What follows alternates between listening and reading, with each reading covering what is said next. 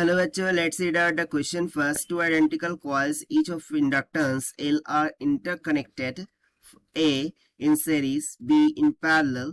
Assuming the mutual inductance of the coil to be negligible, find inductance of the system in both cases.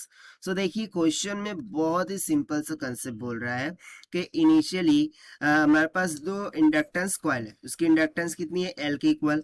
अब ए part में हमें क्या किया, इन दोनों को सीरीज में कनेक्ट कर दिया। ठीक है, सो हम बताना है कि उसकी म्यूचुअल उसकी फाइनल इक्विवेलेंट इंडक्टेंस क्या होंगी।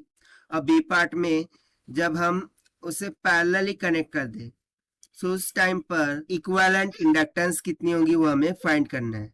ठीक है, बस यही हमें क्वेश्चन में पूछ रखा है। तो चलिए स्टार्ट करते हैं हम की कॉन्सेप्ट से which we are going to use here for this question. So देखिए, जो इंडक्टेंस होता है और रेजिस्टेंस होता है, उन दोनों के लिए सीरीज और पैरेलल कॉम्बिनेशन के लिए सेम फॉर्मूलाज होते हैं।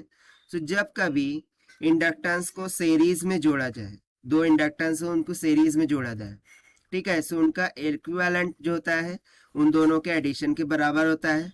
और उसी तरीके से जब कभी आपको इंडक्टेंस पैरेलल में कनेक्टेड दिखे, सो उनका L इक्विवेलेंट जो होता है that will be equals to L1 into L2 divided by L1 plus L2 के इक्वल होता है।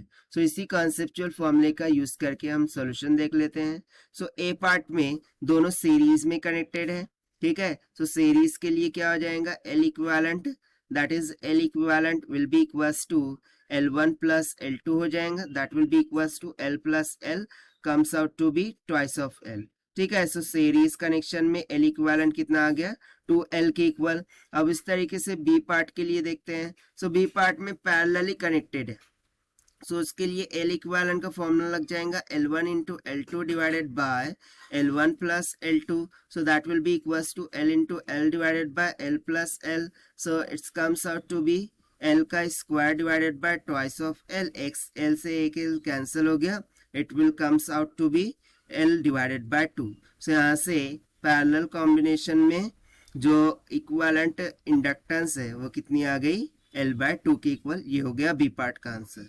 The required solution which we have solved by using the concept of series and parallel combination of inductors. So this is the required solution. I hope you understood well. Best of luck. Thank you.